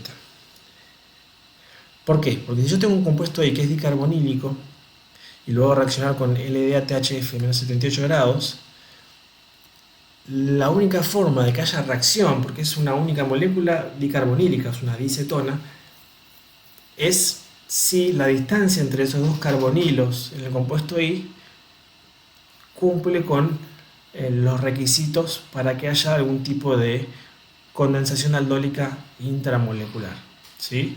Recuerden eso de lo que vimos en el problema 7. Volviendo a este ejemplo, fíjense, todas esas estructuras que están acá a la derecha son compatibles con el compuesto I.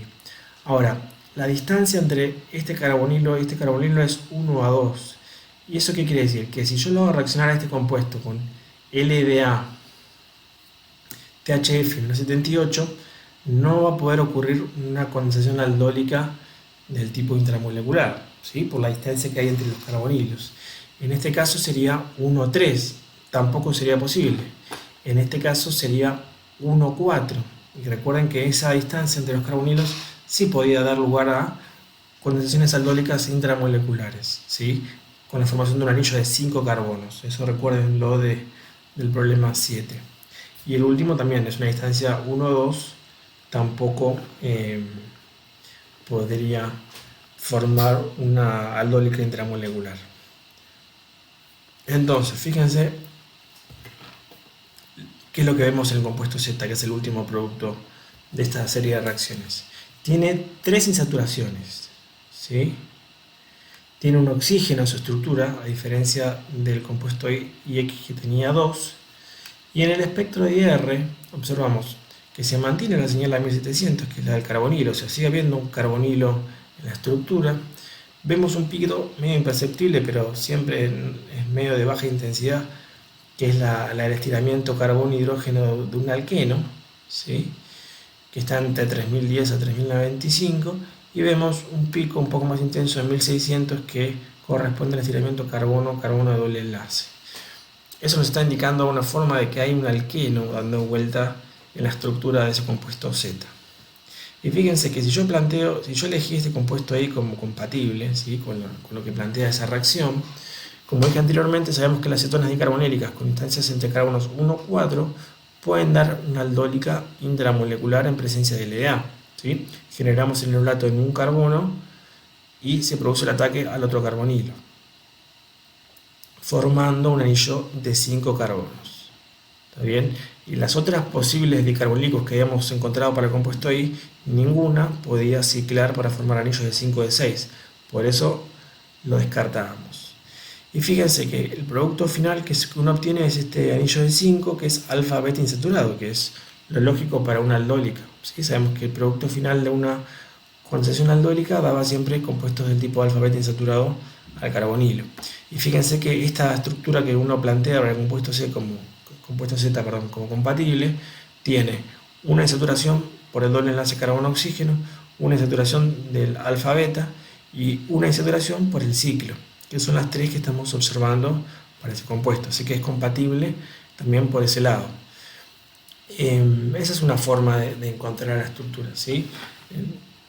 Usando toda la información posible que tenemos a la vista para poder deducir cada uno de los compuestos, y uno lo puede inferir a partir de la última reacción, todo lo que tenía anteriormente. ¿Sí? Uno antes planteaba variantes de estructuras compatibles, pero hasta que uno llega a la última reacción no tiene la certeza de cuál es el que cumple estrictamente con las condiciones para cada compuesto, pero en este caso ya uno puede deducir cuál es el compuesto X, cuál es el compuesto Y, cuál es el compuesto Z. El ítem B nos piden describir el mecanismo de reacción tanto para la primera reacción, que es del compuesto X al compuesto Y, como para la segunda. La primera reacción es la oxidación de alcoholes, eso no lo vamos a hacer, que es algo que ya vimos hace varias series. Nos vamos a enfocar únicamente en el mecanismo de la segunda reacción, que es la que estamos analizando en esta serie, ¿sí? Una aldólica intramolecular.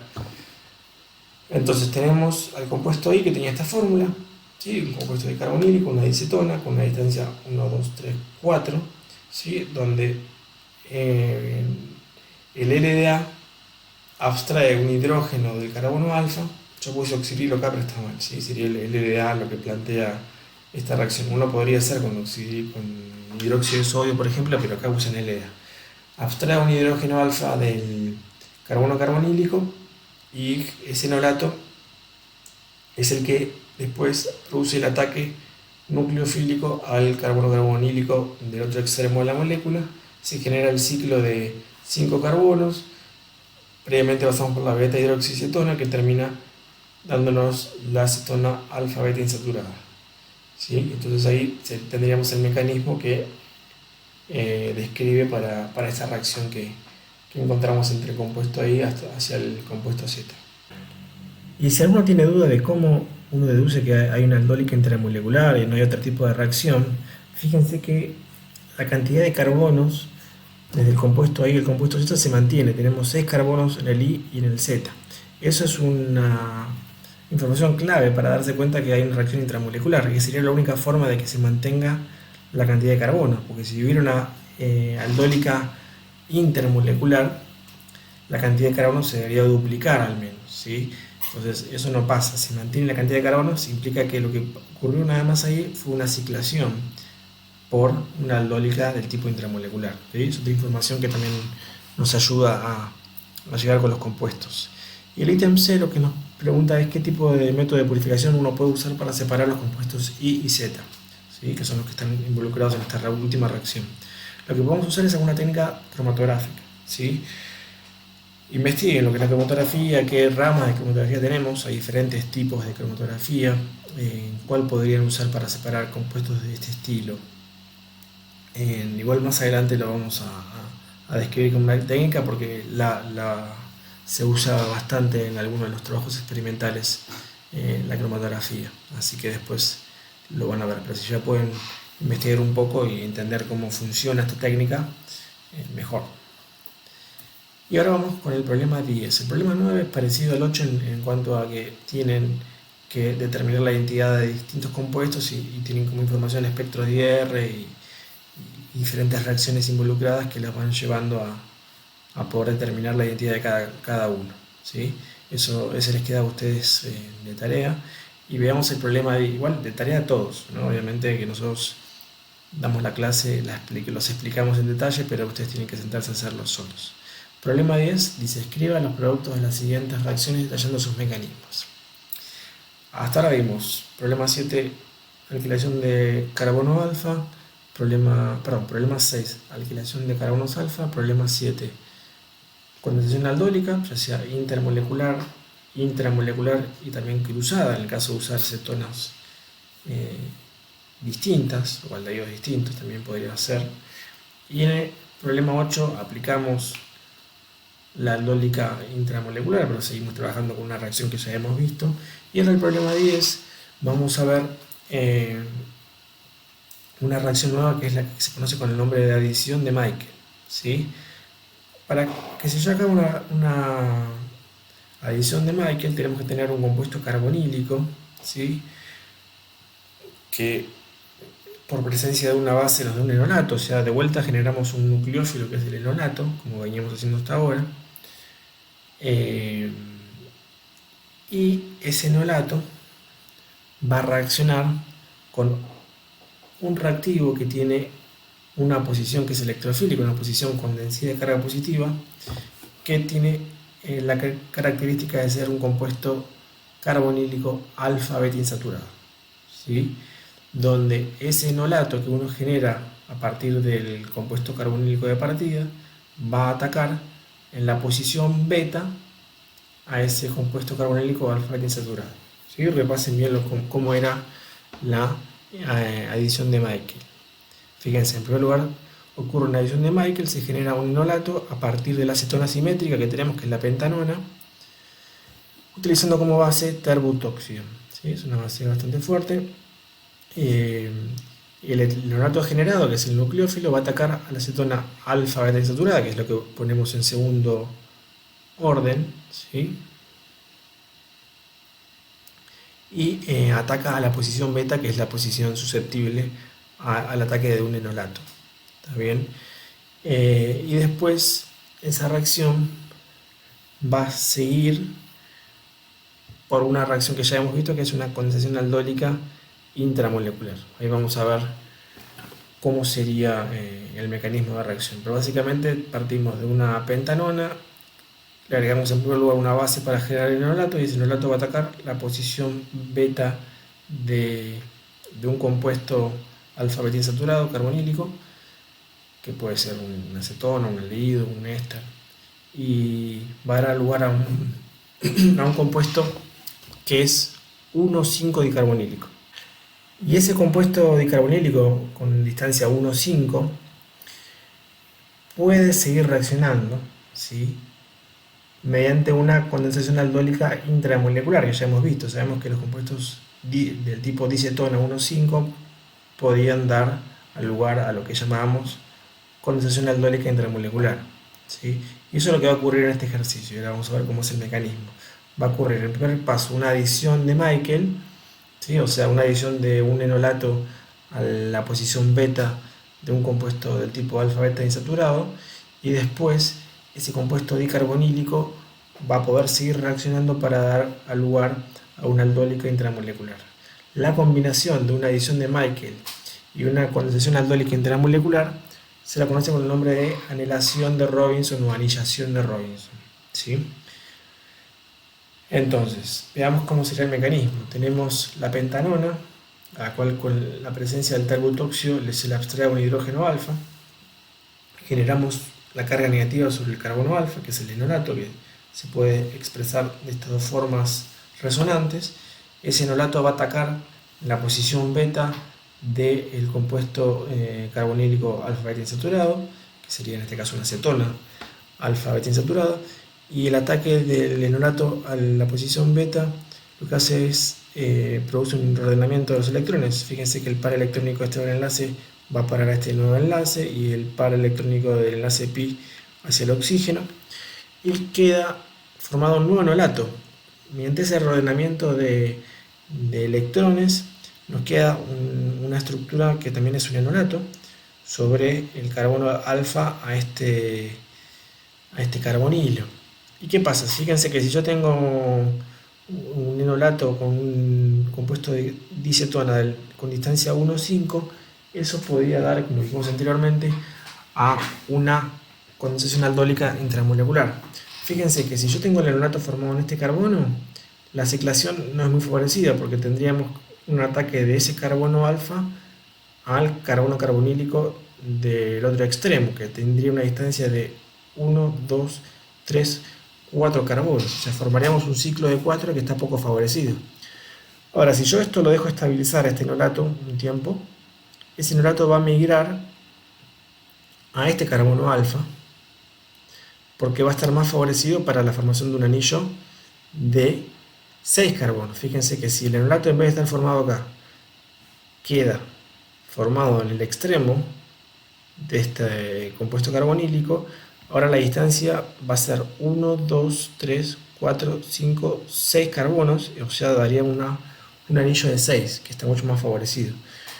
Entonces se produce el ataque nucleofílico del enolato al carbono carbonílico, sería una adición aldólica intramolecular, se genera la beta-hidroxicetona, y eso, mediante la eliminación de un grupo oxidrilo, va a dar a este compuesto alfa beta insaturado, ¿sí? Termina dando el compuesto que daba como producto la aldólica, pero en este caso por una combinación de dos reacciones, una adición de Michael en primer lugar, y posteriormente una aldólica intramolecular, y a ese combo de reacciones lo conocemos con el nombre de anelación de Robinson.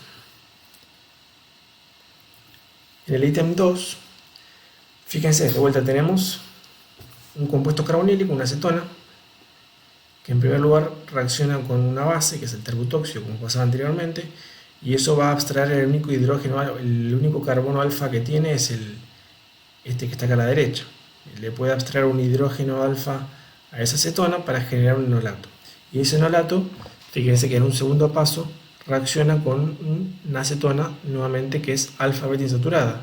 Y sabemos que el enolato va a atacar a la posición beta de esa cetona alfa beta insaturada para producir lo que es la adición de Michael. Una vez producida la adición de Michael, queda formado un enolato, como vimos anteriormente, ¿sí? Luego de la adición se genera un enolato que puede seguir reaccionando, formar algún ciclo o reaccionar con alguna otra cosa. Y fíjense que hay un tercer paso en esta reacción que usa un halogenuro de alquilo, el yoduro de metilo. Entonces, ¿qué está pasando acá? En este caso, el yoduro de metilo uno lo agrega para que el enolato que quedó formado luego de la adición de Michael reaccione o se ataque al carbono electrofílico del yoduro de metilo. Entonces, además de hacer la adición de Michael, se produzca una alquilación al carbono alfa. Acá hay una combinación también de dos reacciones. Es una adición de Michael seguida por una alquilación en el carbono alfa. Fíjense cómo se aprovecha ese enolato que queda generado después de la adición de Michael. Tenemos el compuesto de la acetona, que se le abstrae un hidrógeno por el terbutóxido y se genera el enolato. El enolato va a atacar nuevamente en la posición beta a la acetona alfa beta insaturada y va a generar un nuevo enolato. ¿Sí? Por cómo se reordenan los pares electrónicos, genera un nuevo enolato. Ese enolato lo que va a hacer es va a reaccionar ahora con el bromuro de metilo. Está mal puesto acá, ¿no? Entonces sería yoduro de metilo. Con el yoduro de metilo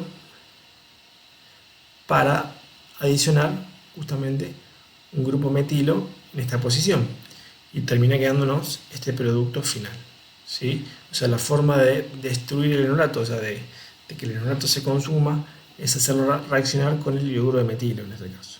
Entonces, además de la adición, se produce la alquilación por agregado de ese halogenuro de alquilo.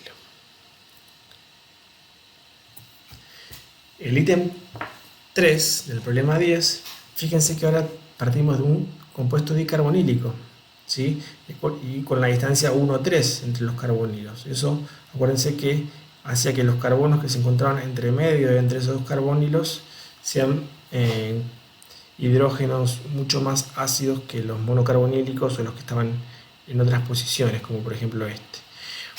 Con el terbutóxido entonces vamos a abstraer un hidrógeno del carbono alfa del medio entre los dos grupos carbonilos. Y fíjense que una vez generado el enolato, lo que estamos usando es un alfa beta insaturado, como es este compuesto de acá. Tenemos una acetona alfa beta insaturada, así que nuevamente va a ocurrir una adición de Michael. Acuérdense, genera un enolato y ese enolato ataca la posición beta de ese alfa beta insaturado. Una vez ocurrida la reacción entre el enolato y el alfa beta insaturado, va a quedar generado un enolato que puede reaccionar en un tercer paso por el agregado de un halogenuro de alquilo, como pasaba en el ítem anterior. Entonces fíjense, tenemos el compuesto dicarbonílico con hidrógenos alfa en el carbono del medio, se abstrae un hidrógeno con el terbutóxido, se genera el enolato que tiene tres estructuras de resonancia, de ahí explicamos la estabilidad de ese ion, y el enolato ataca la posición beta del compuesto alfa beta insaturado, que es el que agregamos en el segundo paso. Eso producía un reacomodamiento de los electrones y nos daba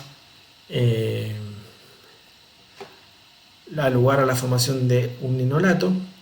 Y fíjense que este enolato nuevamente no es el más estable de este compuesto, porque claramente el hidrógeno alfa que se encuentra unido al carbono que está entre los dos carbonilos es más ácido, ¿sí? Entonces lo que pasa acá es que este enolato tiende, si no lo deja un tiempo, a un enolato más estabilizado, que es el enolato que se encuentra justamente en el medio entre los dos carbonos carbonílicos por cuestiones que ya explicamos, ¿no? De la mayor acidez que tiene nos da lugar a un enolato más estabilizado, ¿sí? Entonces, el enolato que se formó posteriormente, luego de la adición de Michael, no es el más estable, si no lo deja en un tiempo, eso alcanza un equilibrio y llega a un enolato más estabilizado, que es el que se encuentra formado en el carbono alfa entre los dos carbonilos de este compuesto. Una vez generado el enolato en esa posición, si yo agrego en un tercer paso el halogenuro de alquilo, se va a producir la adición de una cadena alquílica y eso nos va a dar como producto a este compuesto, ¿sí?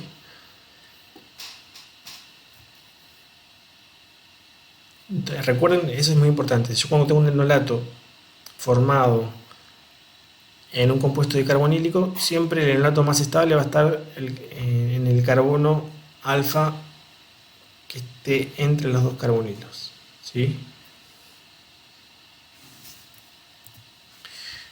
Fíjense en el problema 5, es algo similar al que veíamos en el ítem I. Tenemos una acetona que es asimétrica, ¿sí? Tenemos diferencias en el carbono alfa de este lado y este son distintos. Con LDA vamos a favorecer el enolato cinético, o sea, el enolato que se forme del lado menos sustituido. Ese enolato después va a actuar como nucleófilo para atacar la posición beta de un alfa beta insaturado, como venimos haciendo hasta ahora, sería una adición de Michael, ¿sí? Y en un paso posterior vamos a agregar medio ácido. Y vamos a obtener, fíjense en este caso, un compuesto del tipo cetona alfa beta insaturada.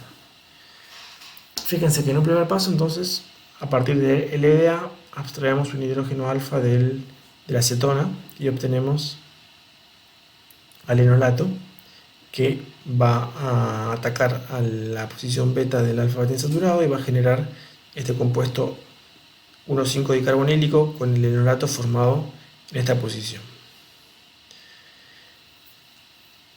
Y acá fíjense que esto puede seguir reaccionando, este enolato es reactivo, puede seguir reaccionando. Si uno le agregaba en un tercer paso a un halogenuro de alquilo, por ejemplo, se alquilaba en esa posición.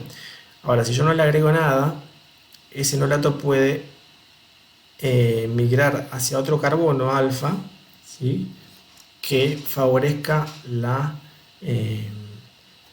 condensación aldólica intramolecular, como ocurría en el primer ítem del problema 10. Fíjense que si a este enolato lo dejo en equilibrio, lo dejo un tiempo, va a terminar formándose este enolato, que puede ser más o menos estable, pero sabemos que si uno genera este enolato, va a terminar produciéndose la ciclación, ¿sí? Formando un anillo de 6 por una aldólica intramolecular. Generamos la beta-hidroxicetona y por último obtenemos como producto la acetona alfa beta insaturada. Entonces fíjense que nuevamente acá hubo una adición de Michael seguida por una aldólica intermolecular, o sea, en resumen, una anilación de Robinson. Y el último paso, el medio ácido, puede ser que sea para favorecer la eliminación del grupo oxidrilo. Si uno lo protona, lo pierde como agua, entonces está más favorecido la formación de la alfa beta insaturada, ¿sí? Y en el último problema que vamos a ver, que es el problema 11, el 12 queda para ustedes, nos dicen que propongamos un método para obtener los siguientes compuestos a partir de estructuras más sencillas. Y fíjense, tenemos el ítem I a este compuesto que es dicarbonílico con una distancia 1, 2, 3, 4, 5. Y sabemos que los compuestos 1,5 dicarbonílicos, en este caso 1,5 dicetonas, provienen de una adición de Michael, ¿sí? Las adiciones de Michael daban compuestos 1,5 dicarbonílicos, acuérdense también de eso. Acuérdense que las aldólicas nos dan compuestos alfa beta insaturados y las de Michael nos dan compuestos 1,5 dicarbonílicos. Entonces, podemos pensar que esto proviene de una reacción entre una acetona, que es en la cual se forma el enolato, y una acetona alfa beta insaturada, que es la que va a sufrir el ataque del enolato en la posición beta, ¿sí? Si hacen el corte acá, sabemos que el carbono alfa de esta cetona ataca, una vez formado el enolato, a la posición beta de esta cetona. De ahí pueden deducir cuáles son los reactivos involucrados para formar este compuesto 1,5-dicarbonílico. Entonces, ¿cómo harían para formarlo? Acuérdense, siempre partimos de la cetona, ¿sí? La que me va a dar el enolato, ¿no? Usamos terbutóxido y terbutanol, por ejemplo, como solvente, generamos el enolato y ese enolato va a atacar en la posición beta de la cetona alfa insaturada, que sería el segundo en orden de agregado, y por último el medio ácido para neutralizar el enolato, para destruir el enolato y obtener como producto final el compuesto 1,5-dicarbonílico. Y fíjense que en el problema 11, ítem 3, también tenemos nuevamente un compuesto con un dicarbonílico. Fíjense, cuando vean un producto dicarbonílico y que la distancia entre esos dos carbonilos sea 1, 2, 3, 4, 5, o sea 1, 5, sospechen que eso viene de un paso de adición de Michael, ¿sí? Donde si hacen un corte acá, podríamos llegar a deducir cuáles son los reactivos utilizados para llegar a ese producto dicarbonílico. Pero además fíjense que tenemos una cadena más agregada, que es esta de acá abajo, ¿sí? Adicionada en lo que sería un carbono alfa a este carbonilo. Entonces, fíjense, si hacemos un corte por acá, podemos deducir que teníamos inicialmente una cetona que en presencia de una base da el enolato, una cetona alfa beta insaturada, ¿sí? Que combinadas me dan lo que sería el esqueleto principal de esta molécula. Y por último tenemos un halogenuro de alquilo, que sería este bromuro que tenemos acá, para posteriormente, luego de la adición de Michael, producir una alquilación en el carbono alfa del carbonilo. Entonces, tenemos a la cetona, que reacciona en presencia de una base para dar el enolato. Ese enolato va a atacar en la posición beta a esta cetona alfa insaturada, y recuerden que eso daba lugar a un compuesto dicarbonílico 1,5 que se encontraba como un enolato en realidad, y ese enolato, si uno le agregaba un halogenuro de alquilo en una tercera etapa, podía producir la alquilación en el carbono alfa, que es lo que estamos observando acá, ¿sí? Entonces, eso es lo que ocurre acá, una adición de Michael seguida por una alquilación en el carbono alfa. Entonces podrían plantear los mecanismos para ver si llegan a esos productos que plantea la reacción. Básicamente acá hicimos como lo que hicimos en el problema 7b, que es una retrosíntesis, ¿sí? Pensar desde el producto qué reactivos me pueden haber dado ese producto, ir para atrás. Y en el problema 11.4, fíjense que tenemos un diéster, ¿sí? Dando vueltas por ahí, que posiblemente sea el que se le abstrae un hidrógeno alfa, principalmente del carbono más que se encuentra en el medio entre los dos carbonilos, que es el que contiene hidrógenos más ácidos, y ese enolato es el que va a atacar a lo que conocemos como éster alfa beta insaturado. Fíjense que estas cadenas que aparecen acá, donde están los cortes, ¿sí? Son dos cadenas exactamente iguales. Y si uno cuenta la distancia entre el carbonilo de este diéster y el carbonilo de esta cadena, fíjense que hay una distancia de 1, 2, 3, 4, 5 carbonos. Sería un dicarbonílico 1,5. Y lo mismo para esta cadena, tenía 1, 2, 3, 4, 5. Sería un dicarbonílico 1,5. Acuérdense que esos dicarbonílicos 1,5 provenían de adiciones de Michael. Así que básicamente vamos a generar el enolato en este compuesto, y ese enolato va a atacar en dos ocasiones, ¿sí? A un éster alfa beta insaturado que tiene esta forma, ¿sí? Se va a adicionar primero una cadena, se va a extraer otro hidrógeno alfa del diéster y se va a adicionar otra cadena más. ¿Está bien? Fíjense ustedes cómo plantearlo. Si tienen dudas, nos escriben. Bueno, eso sería todo lo que podemos brindarles de estos problemas. Cualquier duda con el resto de los ejercicios o con alguno de los que explicamos que no haya quedado claro, nos escriben.